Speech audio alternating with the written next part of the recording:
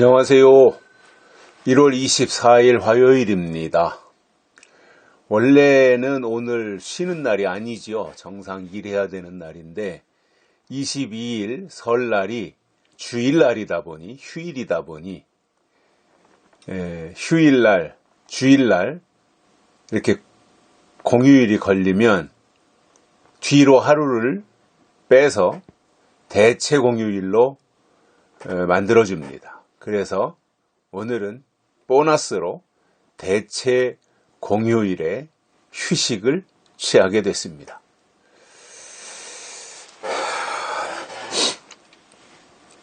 아무튼 열심히 일하던 사람들이 하루라도 더 휴식을 취할 수 있다면 좋은 거지요. 가족들과 함께 어울릴 수도 있고 그동안 밀린 일도 해결할 수 있고 또 피곤한 몸을 쉴 수도 있고 이렇게 또 이로운 점이 많이 있습니다. 오늘 연휴 마지막 날인데 설 연휴 평강의 하나님이 함께 하시고 마음속 깊은 곳에서 하나님을 기대하고 찬양하고 감사하는 복된 하루가 되었으면 좋겠습니다. 오늘은 히브리서 3장 17절입니다. 또 하나님이 40년 동안에 누구에게 노하셨느냐? 범죄하여 그 시체가 광야에 엎드러진 자에게가 아니냐. 아멘.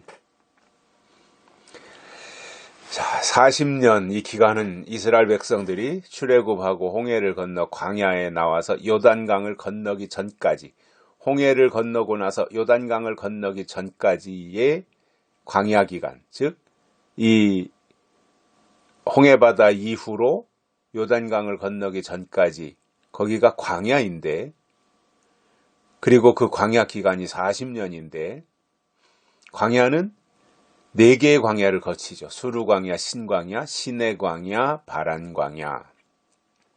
이 광야를 이스라엘 백성들이 거칩니다. 광야 생활은 아무나 할 수 있는 것이 아닙니다. 광야 생활은 홍해를 건넌 자가 광야 생활을 할 수 있습니다. 홍해는 누가 건너느냐? 홍해는 아무나 건너는 것이 아니라 출애굽한 자가 홍해를 건넙니다. 출애굽은 아무나 할 수 있는 것이 아닙니다. 누가 출애굽할 수 있느냐 하면은 모세를 따라가는 사람이 출애굽을 했습니다. 그래서 홍해를 건넜고 광야에 나가서 40년 동안 4대 광야를 거치게 됩니다. 그리고 요단강을 건너는데 요단강은 아무나 건너는 것이 아니라 광야 생활을 잘 통과한 사람이 요단강을 건넙니다. 요단강을 건너고 나면 가나안 땅인데 가나안 땅에는 아무나 들어가는 것이 아니라 요단강을 건넌 자라야 가나안 땅에 들어갈 수 있습니다. 이러한 것이 순서입니다. 제가 거꾸로도 했다, 바로도 했다 하는데 순서예요.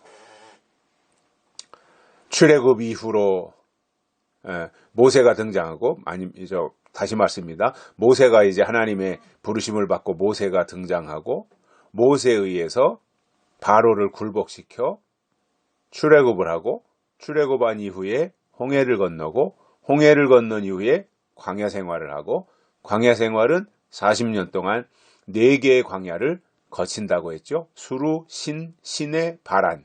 그 4대 광야를 거친 자가 요단강을 건너고 요단강을 건넌 자가 가나안 땅에 들어가더라 이겁니다.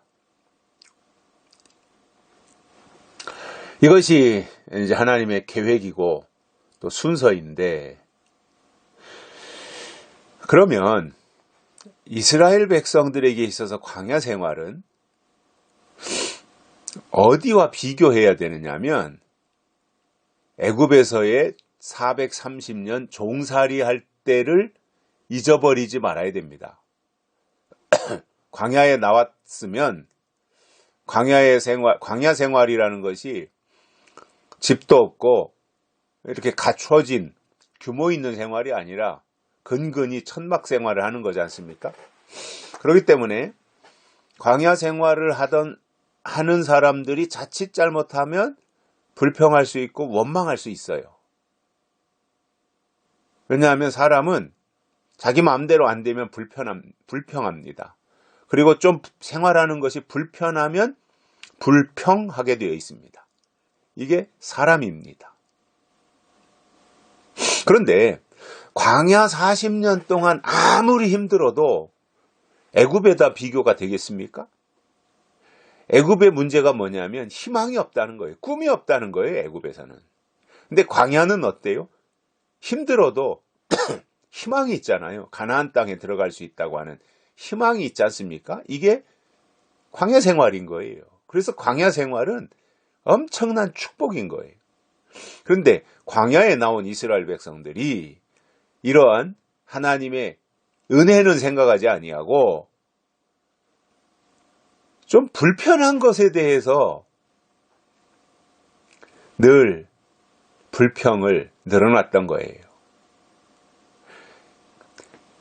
히브리 민족 이스라엘 백성들이 광야에 나와서 광야길을 걸어갈 때 힘든 일이 생기면 기억해야 될 것이 뭐였냐면, 그래, 우리가 애굽에서 그 긴 430년이라고 하는 세월 동안 노예 생활을 했는데 그까짓 거 이제 탈출해서 광야에 나왔고 잠시 후면 가나안 땅에도 들어갈 텐데, 이 광야 생활 이거 힘들다고 이거 못 견디겠냐? 430년 노예 생활도 견뎠는데, 이렇게 비교했더라면 광야 생활에서의 불편한 점은 원망거리가 되지 않았을 거예요. 그런데 광야에 나온 이스라엘 백성들은 애굽은 다 까먹었어요. 그리고 광야 생활에서의 불편함을 원망과 함께 내뱉었던 것입니다. 저는 이것이 이스라엘 백성들이 도저히 해서는 안 될 일이었다라고 생각하는 거예요. 하나님이 그들을 건져내셨는데요, 애굽에서. 하나님이 그들을 바로의 소나기에서 빼앗아 오셨는데요. 하나님이 그들을 홍해를 건너게 하셨는데요. 그런데 그토록 앞에서 하나님이 다 해주셨는데 광야에 나와서, 그것도 그냥 아무렇게나 나온 것이 아니라 가나안 땅에 꿈과 희망을 선물로 주고 광야 생활을 잘 하도록 요구하시는데 그것도 못했다라는 겁니다. 이게 광야 이스라엘 백성들의 한계였던 거지요. 그래서 이 이스라엘 백성들이 광야 생활하면서 워낙 원망하고 불평하니까 하나님이 그들을 향해서 노하셨던 거예요. 그들이 누구였어요? 이스라엘이었어요. 이방인들에게 하나님이 노하신 것이 아닙니다. 이방인들에게 하나님이 노하실 이유가 없어요. 왜냐? 이방인들은 하나님의 계획 밖에 있는 사람들이에요. 하나님하고 상관이 없어요. 하나님은 이방인들에게 관심이 없어요. 오직 하나님의 관심은 이스라엘에 있었어요. 성전에 있었어요. 그런데 이스라엘 백성들이 광야 생활하는 과정 속에서 보면 하나님은 이스라엘을 특별하게 생각하고 애정을 가지고 대하는데 이스라엘 백성들 속에는 하나님이 안 계셨다라는 거예요. 어렵고 힘든 것만 생각했어요. 그러니까 그들이 원망하니까 하나님이 노하셨단 말입니다. 야, 이놈들아, 그럴 수가 있냐? 그러면서 하나님이 극도로 노하셨던 거죠. 하나님이 노하시면 또 무섭잖아요. 그런 과정을 거치면서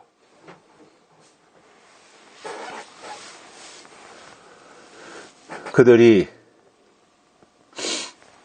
광야 생활하면서 많은 사람들이 죽임을 당하죠. 원망하다, 죽임을 당하고 도전하다.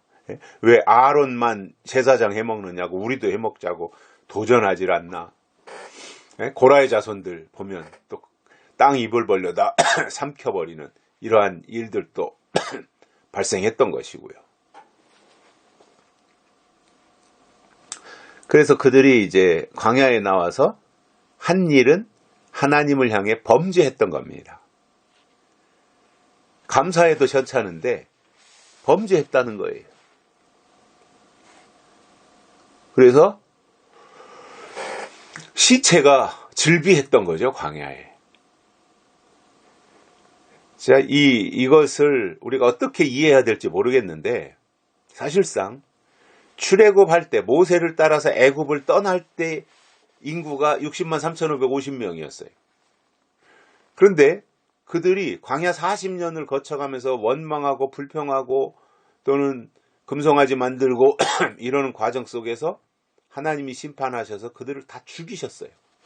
출애굽했던 이스라엘 백성들 60만 3,550명 중에서 여호수아와 갈렙을 제외하고는 하나님이 광야에서 다 죽이셨어요. 그럼 가나안 땅에는 누가 들어갔냐면 가나안 땅에서 광야에서 태어난 2세들이 가나안 땅에 들어갔는데, 이유가 뭐냐면 가나안 땅에서 광야에서 태어난 2세들은 애굽을 알지 못한 거예요. 말로는 들었는데 체험하진 못했던 거죠. 애굽을 경험하지 못했잖아요. 그 애굽을 몰라요. 그들은.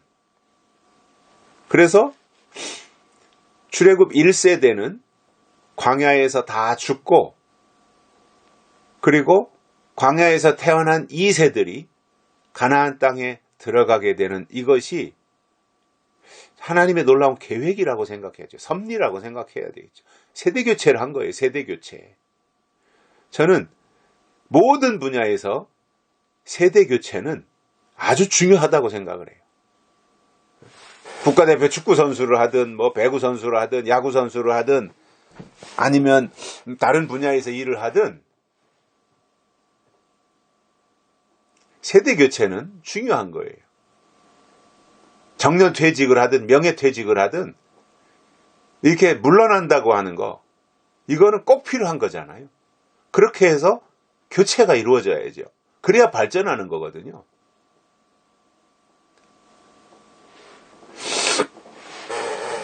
그래서 이스라엘 백성들이 광야에 나와서 세대교체가 된 거예요.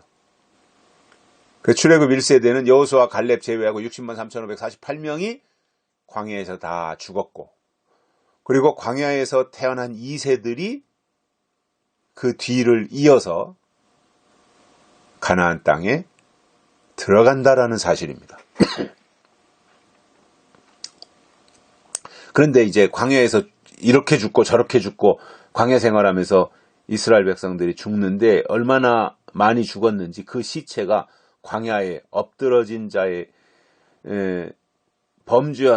하나님께서 노하셨고 범죄하여 그 시체가 광야에서 엎드러진 자에게 아니냐, 이렇게 말씀하고 있습니다.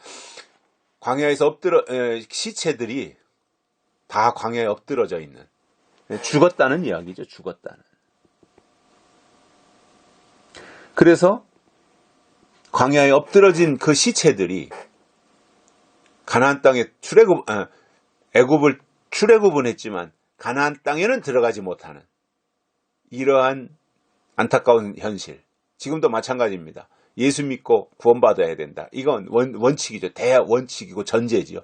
그런데 만약에 예수님은 열심히 믿었는데 구원받지 못했다. 어떤 사람들, 예수 믿었는데 왜 구원받지 못하냐, 그건 잘못된 거다, 그렇게 말하면 안 된다, 이렇게 생각하는 사람도 있을 거예요.